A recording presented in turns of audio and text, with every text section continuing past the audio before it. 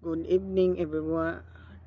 My name is John Robert. I'm going to teach you how to make a series circuit step by step. So, materials we need in order to make a series circuit are two socket and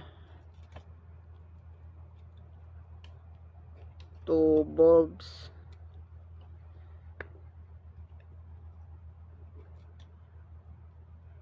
switch,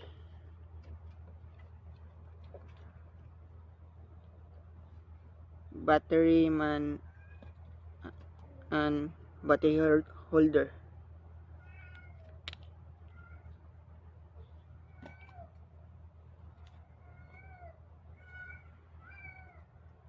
Add some wires.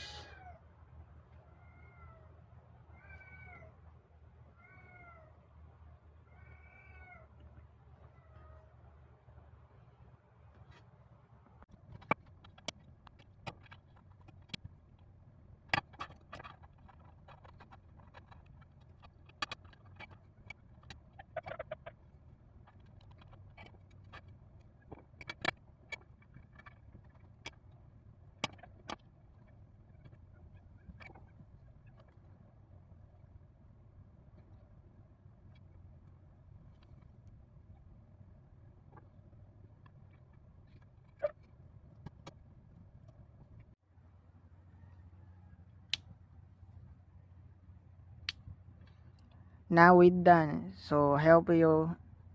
So improve. So go. So have a nice sleep.